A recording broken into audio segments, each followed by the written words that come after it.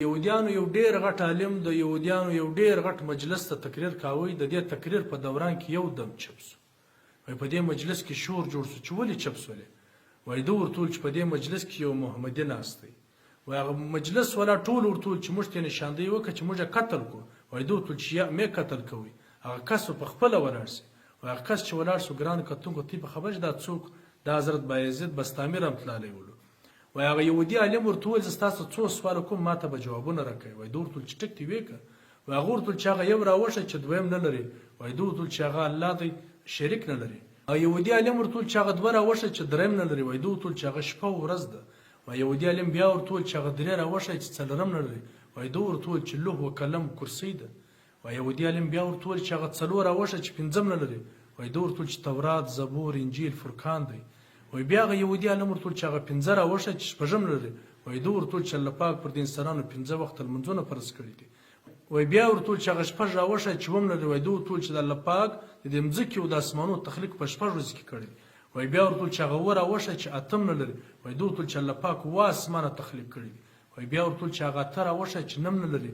وای دوی ورته ویل چې د الله پاک عرش دی هغه اتو فرشتو نیولی دی. وای بیا ورته ویل چې هغه نه راوښه چې لسم نه لري. وای دوی ورته ویل چې د صالح علیه السلام په قوم کې نه دانې بدماشان. وای بیا ورته ویل چې هغه لس راوښه چې یولسم نه لري. وای دوی ورته ویل چې الله پاک فرمایي چې په حج کې کله ستاسې څه غلطي وسي ته به وروځې هلته نه سي درې به پر خپل کور باندې نه سي. وای بیا ورته ویل چې هغه یولس راوښه چې دولسم نه لري. وای دوی ورته ویل چې د یوسف علیه السلام یولس ورونه ول. وای بیا ورته ویل چې هغه دولس راوښه چې دیارلسم نه لري. وای دوی ورته ویل چې الله پاک 12 میاشتې جوړې کړي 12 میاشتې پیدا کړي. وای بیا ورته ویل چې هغه 14 راوښه چې 14 نه لري. وای دوی ورته ویل چې یوسف علیه السلام خوب ولیدی.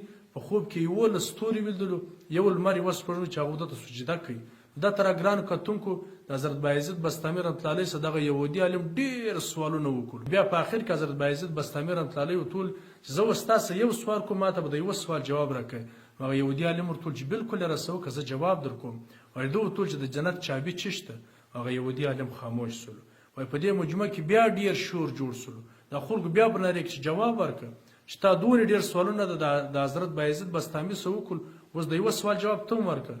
هغه یهودي عالم ورته ویل که چیرې ما د دې سوال جواب ورکړه ته به ټوله راسه ناراض سئ. هغه ورته ویل چې یا ورکړه. هغه ورته ویل چې د جنت چابي چې د هغه حضرت محمد صلی الله علیه وسلم دی. ولې نبی علیه السلام فرمایي چې د جنت چابي چې د هغه زما سره ده او دا ټول انسانان به زما در جنډۍ لاندې و جنت ته داخلیږي. نو ګرانو کتونکو امید لرم چې دا کیسه به ستاسې ډېره خوښه سوي او تاسې ته به ډېر خوند درکړی او مخکې د سره شیر کړئ.